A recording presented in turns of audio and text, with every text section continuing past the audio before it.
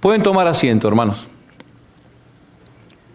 Primeramente vamos a hacer una introducción y hoy veremos, como dice el título, las diferentes respuestas a la pregunta más importante de la vida.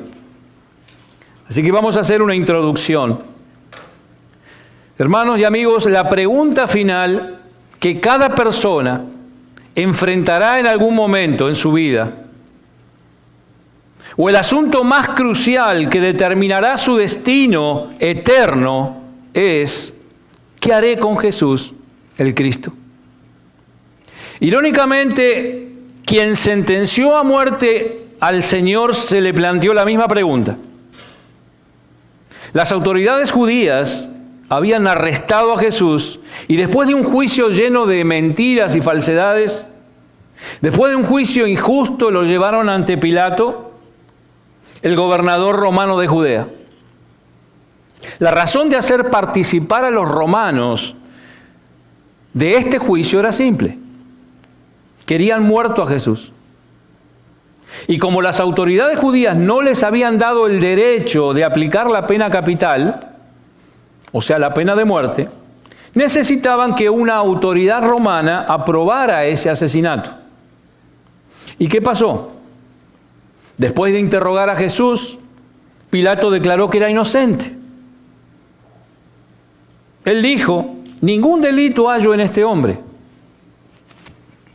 Y desde entonces, desde ese momento, quería liberarlo. O sea, el deseo de Pilato de liberar a Jesús se intensificó cuando dice en Mateo capítulo 27, verso 19, que su mujer le mandó decir: no tengas nada que ver con este justo, porque hoy he padecido mucho en sueños por causa de él. Entonces, dado que Pilato tenía la costumbre de soltar el preso que le pidiesen durante la Pascua, ¿qué hizo? Bueno, ofreció a la muchedumbre escoger, ofreció a la muchedumbre elegir entre Jesús y Barrabás, un preso famoso. Claro, Pilato suponía que pedirían la libertad de Jesús. Pero dice Mateo 27, capítulo 20, dice: los principales sacerdotes y los ancianos persuadieron a la multitud, trataron de convencer a la multitud que pidiesen a Barrabás y que Jesús fuese muerto. Fue en ese momento que Pilato, ya frustrado, hizo la pregunta trascendental. Mateo 27, versículo 22. ¿Y cuál es la pregunta trascendental? Dijo él: ¿qué pues haré de Jesús llamado el Cristo? La multitud frenética, enardecida, agitada por los principales sacerdotes, gritaba: fuera con este, suéltanos a Barrabás. Pero dice en la Escritura, en Lucas capítulo 23, verso 20, que les habló otra vez Pilato, queriendo soltar a Jesús. Y les dijo: pues qué mal ha hecho este hombre. Entonces, tras haber pronunciado oficialmente la inocencia de Jesús 3 veces, Pilato debería haberlo liberado. Pero cuando se dio cuenta, dice Mateo capítulo 27, verso 24, que nada adelantaba, sino que se hacía más alboroto en la multitud, tomó agua y se lavó las manos delante de todo el pueblo, diciendo: inocente soy yo de la sangre de este justo, allá vosotros. Pilato se lavó las manos porque dice en Lucas capítulo 23, verso 22, que el pueblo instaba a grandes voces pidiendo que Jesús fuera crucificado. Y porque los líderes judíos amenazaron con informar al emperador de que Pilato era un líder inepto. Dice en Juan capítulo 19, verso 12, si a este sueltas, no eres amigo del César. Todo lo que se hace al rey o que se hace fuera de lo que dice el rey, al rey se opone. Así que Pilato, queriendo satisfacer al pueblo, accedió a lo que ellos pedían y lo entregó a ellos para que fuese crucificado. Por lo tanto, hermanos, Pilato no respondió bien a su propia pregunta sobre Jesús. Aunque temía que Jesús tuviera poderes sobrenaturales, no lo reconoció como hijo de Dios. Al final, Pilato se condenó solo, porque sentenció a muerte al Salvador inocente. Y también la multitud judía que exigía la ejecución de Jesús trajo juicio sobre sí misma. El pueblo de Israel había anhelado por generaciones a su Mesías. Pero cuando finalmente lo tuvo frente a él, rechazaron su mensaje y usaron a las autoridades romanas para ejecutarlo. En su ceguera espiritual y en su odio, aceptaron la responsabilidad por la ejecución de Jesús. Incluso pronunciaron sobre ellos una maldición. Dice Mateo capítulo 27, verso 25, su sangre sea sobre nosotros y sobre nuestros hijos,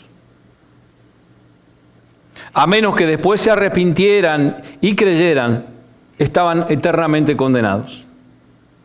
Hermanos, de la misma forma, de la misma manera, a lo largo de los siglos, millones de incontables personas han tomado la decisión equivocada en lo que respecta a Jesucristo. Los líderes judíos y la multitud habían rechazado a Jesús como el único Salvador del mundo, al igual que lo hizo Pilato y al igual que lo hacen millones de personas hoy en día. Pero solo hay una respuesta correcta ante él. Dice Romanos capítulo 10, verso 9, que debes confesar con la boca que Jesús es el Señor y creer en él, creer que en tu corazón que Dios lo levantó de los muertos. Y reconocer, como dice Hechos capítulo 4, verso 12, que en ningún otro hay salvación, porque no hay otro nombre bajo el cielo dado a los hombres en que podamos ser salvos. Y confesar los pecados, arrepentirte a quien tiene potestad en la tierra para perdonarlos. Y se inclina uno sumiso ante Él como Señor soberano. Así que quienes así lo hagan serán salvos. Pero quienes no lo hagan enfrentarán el juicio eterno. Israel tuvo muchas oportunidades de responder correctamente a Jesús el Cristo. Los versículos, hermanos, que veremos en esta tarde, después de esta introducción, los que leímos desde el versículo 37 al 52, describen una situación típica del rechazo de Israel ocurrida 6 meses antes de su crucifixión. El escenario era Jerusalén en el último día de la fiesta de los tabernáculos, que en varios domingos hemos dado el significado de esa fiesta y por qué se festejaba. Jesús planteó la pregunta sobre la identidad, de su identidad, con mucha autoridad y con mucha precisión, en una forma de invitación a creer en Él.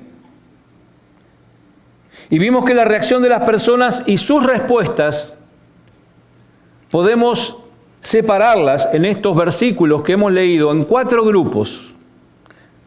Las podemos separar en 4 grupos, las respuestas de esta multitud.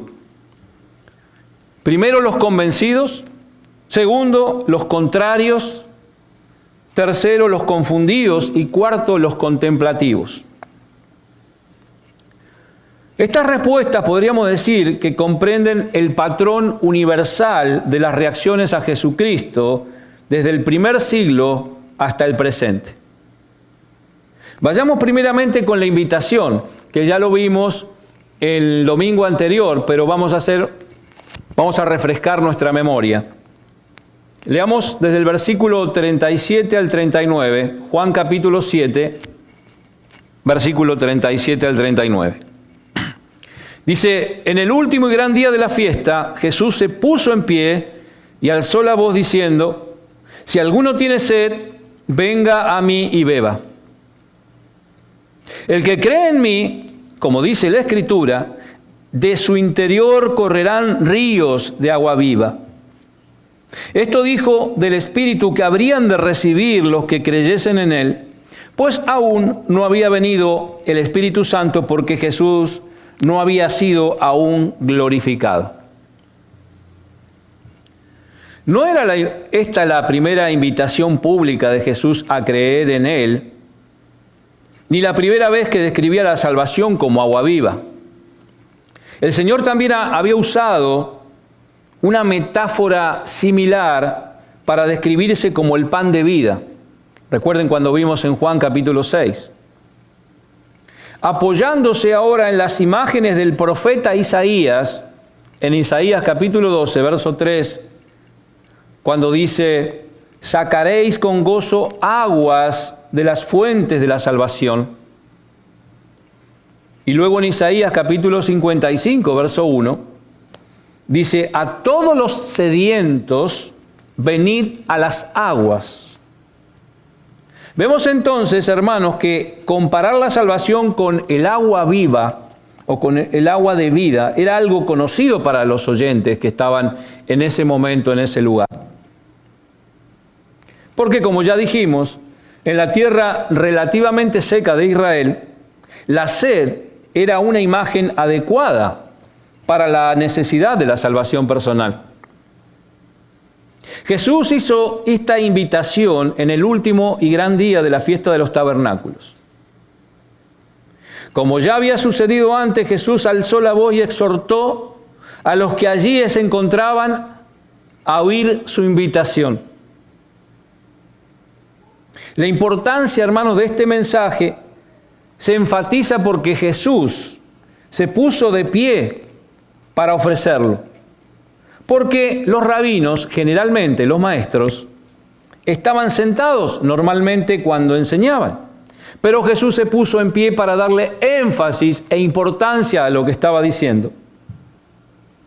Usar el agua para ilustrar la verdad sobre él mismo era capitalizar y aprovechar una ceremonia con mucha importancia durante la fiesta. Como ya dijimos en domingos anteriores, la característica más importante de la fiesta de los tabernáculos eran las cabañas, esos refugios que la gente hacía y preparaban para estar allí.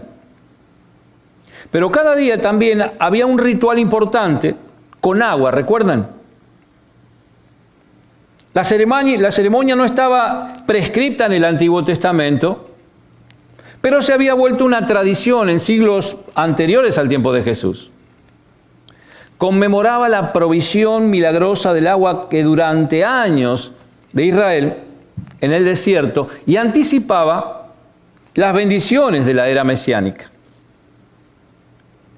También era una oración simbólica por la lluvia. Entonces, cada día de la fiesta, el sumo sacerdote sacaba agua del estanque de Siloé y la llevaba en procesión hasta el templo.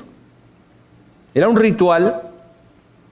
Y ahí, en la puerta del agua, al sur del atrio interno del templo, se tocaba 3 veces el shofar, que era una trompeta hecha con cuerno de un carnero, básicamente. Y esa trompeta se tocaba para marcar la alegría, el júbilo, ¿no?, de la ocasión. Y también se recitaba Isaías capítulo 12, verso 3, que dice: sacaréis con gozo aguas de las fuentes de salvación. En el templo los sacerdotes marchaban alrededor del altar mientras el coro del templo cantaba el Jalel, del hebreo alabanza, que eran los salmos del 113 al 118. Y entonces así el agua se derramaba como ofrenda a Dios. Fue en este contexto de esa ceremonia que Jesús dijo las impresionantes palabras del versículo 37, si alguno tiene sed, venga a mí y beba. Nuestro Señor estaba invitando a las almas sedientas a venir a Él por agua espiritual, dadora de vida, en lugar de ir por el agua física y temporal de la ceremonia. Por lo tanto, las personas podían hacer la conexión en sus mentes con la extracción del agua del ritual. Jesús cambió el enfoque. Pasó de la necesidad de las bocas secas en el desierto a la necesidad espiritual de agua viva en las almas sedientas. 3 palabras clave resumen la invitación de Jesús al Evangelio. Primero, el que tiene sed, el que tiene verdaderamente sed, es aquel que reconoce su sed espiritual. Segundo, si quieren encontrar alivio, tales individuos deben venir a Jesús, la única fuente de agua viva. Pero no todos los que reconocen su necesidad y se acercan a Él, claman su sed. No todos. Aunque el joven rico vino a Él, le preguntó, Maestro, bueno, ¿qué haré para heredar la vida eterna? Al final se fue triste, ¿recuerdan? Sin saciar su sed. Habiéndose acercado a Cristo, no estaba dispuesto a dar el tercer paso crítico de beber. Esto es, apropiarse de Él por la fe. Solo quien lo haga recibirá el agua viva en Cristo. Todos los otros serán falsos discípulos, cuyo arrepentimiento no es sincero ni es completo. El arrepentimiento para vida, como dice Hechos capítulo 11, verso 18, que culmina en el perdón de pecados, requiere más que el simple remordimiento. Quienes manifiestan el arrepentimiento genuino reconocen ante el Dios Santo la sed profunda de su culpa personal. Se dan cuenta de que no pueden hacer nada para evitar el juicio en su contra. Así entonces confían en el sacrificio de Jesucristo como pago por sus pecados y afirman y confiesan que Él es el único Salvador y Señor de sus vidas. De esta forma, beben el agua viva que Él provee y llega a ser en ellos una fuente de agua viva que salta para vida eterna, como dice Juan capítulo 4, verso 14. Pero Dios no pretendía que los creyentes fueran charcos. ¿Se vieron lo que es un charco? Un poquito de agua que se hace en un lugar y se estanca. Él no pretendía que fueran charcos donde se estancara el agua de la salvación. En su lugar, Jesús declaró en el verso 38 que acabamos de leer, el que cree en mí, como dice la Escritura, de su interior correrán, fluirán, como cascadas, como torrentes, ríos de agua viva. Las palabras del Señor no eran una cita directa a un texto específico del Antiguo Testamento, pero reflejaban pasajes como Proverbios, capítulo 11, verso 25, o Ezequiel, o en Zacarías. Los creyentes, hermanos, son los canales. Nosotros, los creyentes, debiéramos ser los canales a través de los cuales se envían a otros los ríos de agua viva. Me encanta cómo lo describe Leon Morris cuando escribió lo siguiente. Dice, el creyente no es egocéntrico. Pasa a otros el don de Dios de la misma forma en que lo recibe. O para expresarlo de otra manera, cuando un hombre cree, se hace siervo de Dios y Dios los usa como medio de bendición a los demás.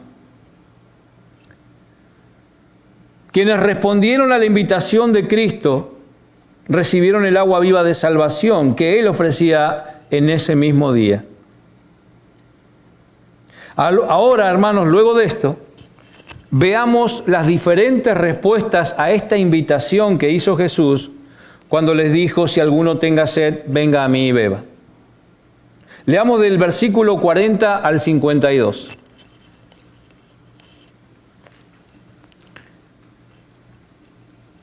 Aquí están contenidas las respuestas. Dice: entonces algunos de la multitud, oyendo estas palabras, decían: verdaderamente este es el profeta. Otros decían: este es el Cristo. Pero algunos decían: ¿de Galilea ha de venir el Cristo? ¿No dice la Escritura que del linaje de David y de la aldea de Belén, de donde era David, ha de venir el Cristo? Hubo entonces disensión entre la gente a causa de él. Y algunos de ellos querían prenderle, pero ninguno le echó mano. Los alguaciles vinieron a los principales sacerdotes y a los fariseos, y estos les dijeron: ¿por qué no lo habéis traído? Los alguaciles respondieron: jamás hombre alguno ha hablado como este hombre. Entonces los fariseos le respondieron: ¿también vosotros habéis sido engañados? ¿Acaso ha creído en él alguno de los gobernantes o de los fariseos? Mas esta gente que no sabe de la ley, maldita es. Les dijo Nicodemo, el que vino de él de noche, el cual era uno de ellos: ¿juzga acaso nuestra ley a un hombre si primero no le oye y sabe lo que ha hecho? Respondieron y dijeron: ¿eres tú también Galileo? Escudriña y ve a Galilea, y ve que de Galilea nunca se ha levantado profeta. Como ya hemos dicho, la respuesta de las personas a Jesucristo se separa en 4 grupos: los convencidos, los contrarios, los confundidos y los contemplativos. Todos están representados en este pasaje. Veamos el primer grupo. Los convencidos. Están en los versículos 40 y 41a. Dice: entonces algunos de la multitud, oyendo estas palabras, decían: verdaderamente este es el profeta, y otros decían: este es el Cristo. Cuando algunos de la multitud oyeron las palabras misericordiosas de Jesús, que vimos en los versículos 37 al 39, dice el versículo 40 que se convencieron de que verdaderamente ese era el profeta de quien escribió Moisés en Deuteronomio. Otros lo consideraban como un precursor del Mesías. Lo cierto es que, como mínimo, estas personas vieron a Jesús como un gran profeta. Así que, aunque puede que su conocimiento no fuese completo, pero al menos estaban convencidos de que Él era el enviado de Dios. Pero también había otros que tenían una comprensión más clara de quién era Jesús. Y decían, en el versículo 41, este es el Cristo. Este es el Cristo. O sea, antes estaban intimidados por miedo a las autoridades judías. Sin embargo, ahora, ya convencidos de la verdadera identidad de Jesús, lo proclamaban con audacia y con valentía. Estas personas eran parte del remanente de Israel. Estas personas eran los miembros de la manada pequeña que dice allí en Lucas capítulo 12, verso 32. Estas personas eran los que entran por la puerta angosta que lleva a la vida eterna, como dice en Mateo capítulo 7, verso 13 y 14. Estas personas eran los sedientos que aceptaron la invitación de Cristo a venir a Él y beber del agua viva que Él les dio y que Él solo puede dar. Ahora veamos el segundo grupo, los contrarios. Leamos el capítulo 7, versículo 41b al 44. Pero algunos decían, ¿de Galilea ha de venir el Cristo? ¿No dice la Escritura que del linaje de David y de la aldea de Belén, de donde era David, ha de venir el Cristo? Hubo entonces disensión entre la gente a causa de él. Y algunos de ellos querían prenderle, pero ninguno de ellos le echó mano. Aquí vemos, hermanos, que no toda la multitud estaba convencida de la verdadera identidad de Jesús. Mientras unos estaban dispuestos a aceptarlo como el gran profeta que Moisés prometió, e incluso reconocerlo como el Mesías, algunos otros seguían siendo escépticos, seguían siendo incrédulos. Vemos ahí en el versículo 41 que decían, ¿de Galilea ha de venir el Cristo? Preguntaban como burlándose, ¿verdad? Esta pregunta esperaba una respuesta negativa. ¿Por qué?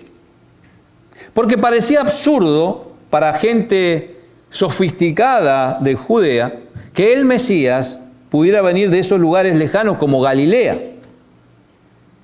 Lo vemos en el versículo 52 del mismo capítulo 7, cuando le dicen al mismo Nicodemo, ¿eres tú también Galileo? Escudriña y ve que de Galilea nunca se ha levantado profeta. Por otra parte, insistían ellos, en el versículo 42, decían, ¿no dice la Escritura que del linaje de David y de la aldea de Belén, de donde era David, ha de venir el Cristo? Ahora pregunto, con respecto a esta pregunta, ¿se equivocaron ellos en formular esta pregunta? No, no se equivocaron. Estos dos puntos serán válidos.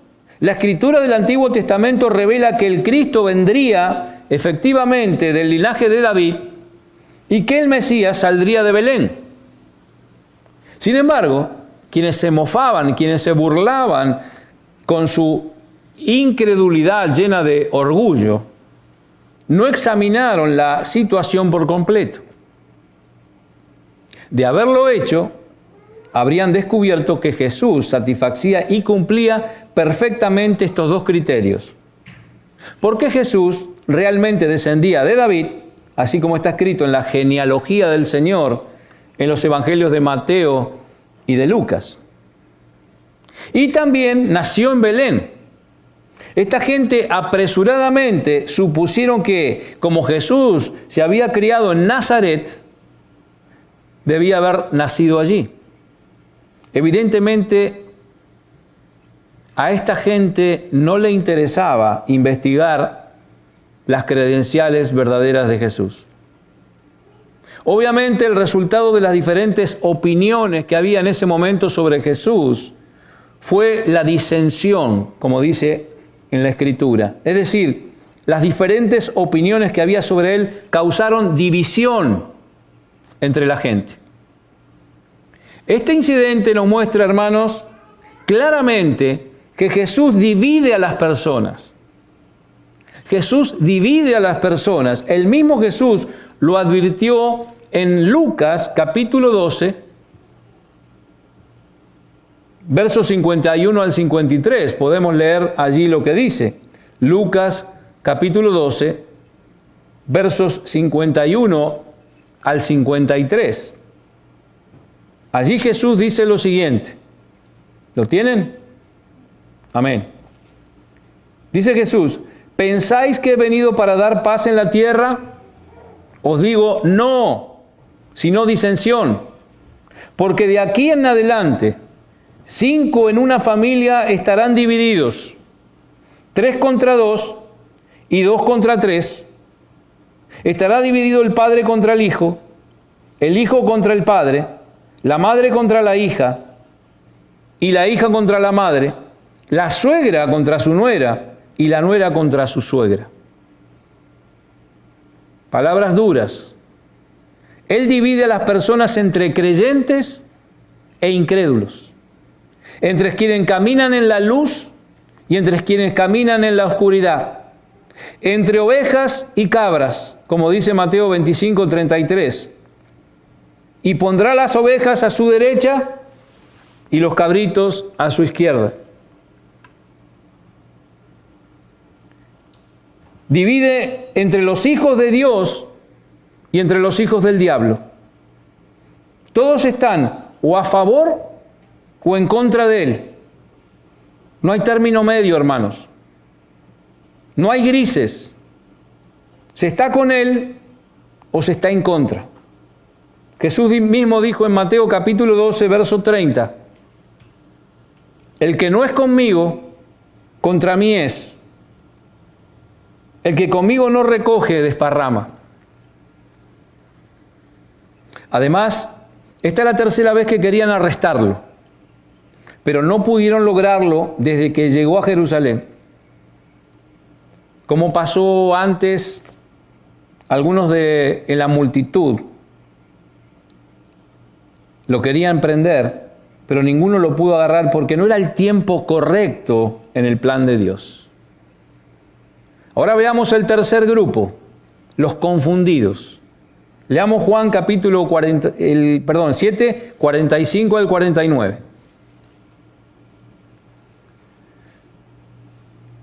Dice, los alguaciles vinieron a los principales sacerdotes y a los fariseos, y estos les dijeron, ¿por qué no lo habéis traído? Los alguaciles respondieron, jamás hombre alguno ha hablado como este hombre. Entonces los fariseos le respondieron, ¿también vosotros habéis sido engañados? ¿Acaso han creído en él alguno de los gobernantes o de los fariseos? Mas esta gente no sabe la ley, que no sabe la ley, maldita es. Fíjense, a diferencia de los que creían o rechazaban a Cristo, los alguaciles del templo estaban confundidos. Varios días antes, lo vemos en los versículos 14, 32 y 37 de este mismo capítulo, los principales sacerdotes y los fariseos lo habían enviado para arrestar a Jesús. Ahora, cuando llegaron con las manos vacías nuevamente, sus superiores los increparon. En el versículo 45 les dicen, ¿por qué no lo habéis traído? Es interesante, hermanos, ver que los alguaciles no hayan afirmado que la multitud lo impidió, aunque así pudo haber sido. Ellos podrían haber dicho, bueno, no pudimos apresarlo, no pudimos arrestarlo porque estaba lleno de gente y no pudimos llegar hasta él. En lugar de eso, expresaron con desconcierto y con sorpresa, en el versículo 46, dijeron, jamás hombre alguno ha hablado como este hombre. Hermanos, los alguaciles, que eran levitas entrenados en lo religioso, y las palabras de Jesús los asombraron, se sorprendieron. Aunque no creían que era el Mesías, tampoco lo rechazaban en forma abierta. No sabían qué hacer con él. Entonces, atrapados entre el poder y la gracia de su mensaje, entre el odio de sus líderes, estaban como paralizados e inactivos. Estaba, como se dice, entre la espada y la pared. Así que los fariseos, enfurecidos porque los alguaciles no lo habían arrestado a Jesús, le respondieron en el versículo 47, ¿también vosotros habéis sido engañados?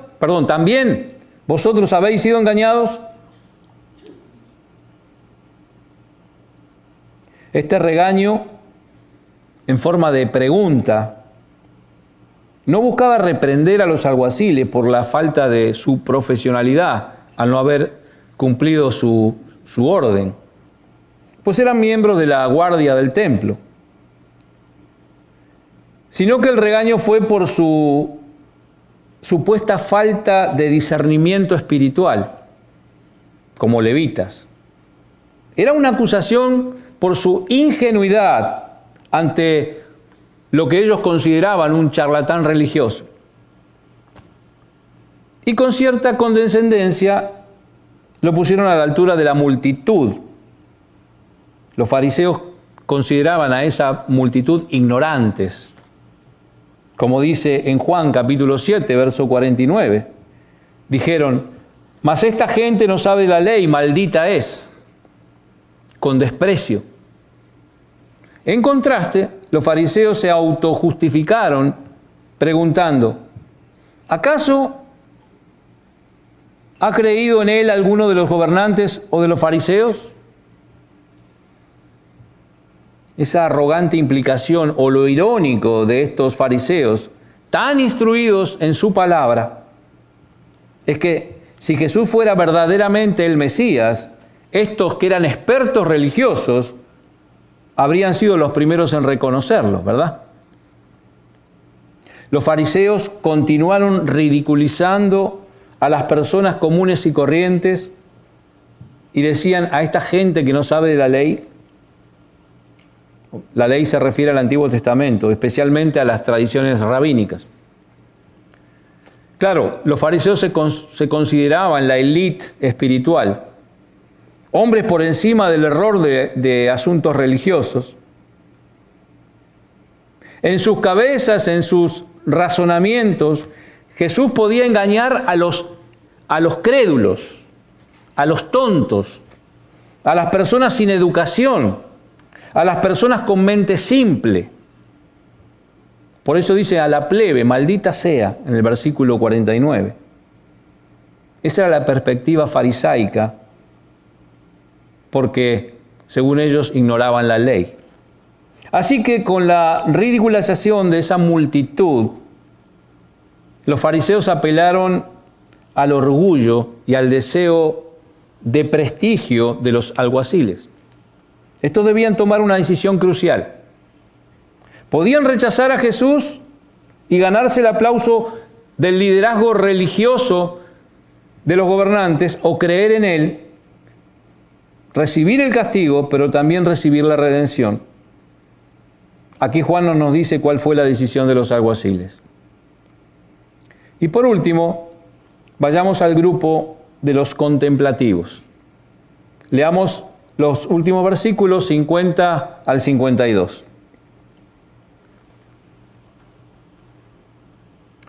Les dijo Nicodemo, el que vino a él de noche, el cual era uno de ellos. Dijo Nicodemo, ¿juzga acaso nuestra ley a un hombre si primero no le oye y sabe lo que ha hecho? Respondieron y le dijeron, ¿eres tú también Galileo? Escudriña y vea que de Galilea nunca se ha levantado profeta. Hermanos, no era cierta la afirmación de los fariseos según la cual los gobernantes religiosos habían rechazado de manera unánime y total a Jesús. No era cierto, era mentira.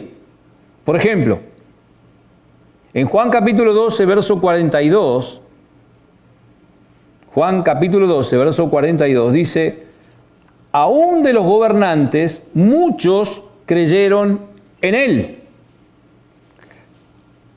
O sea que muchos de los gobernantes creyeron en él, pero a causa de los fariseos no lo confesaban para no ser expulsados de la sinagoga.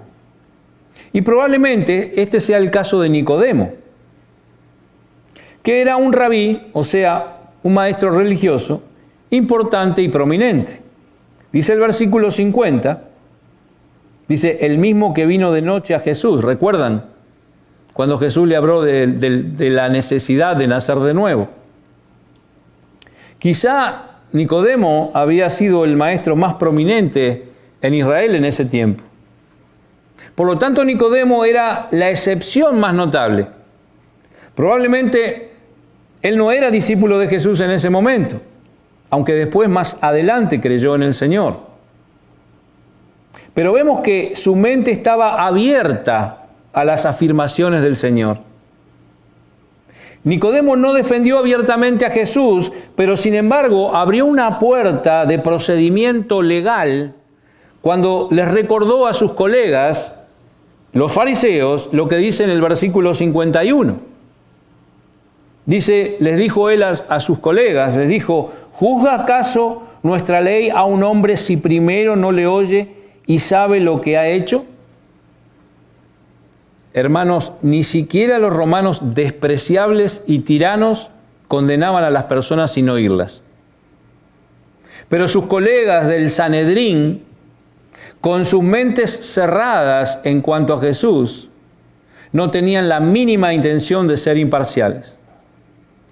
Más bien, atacaron agresivamente a Nicodemo.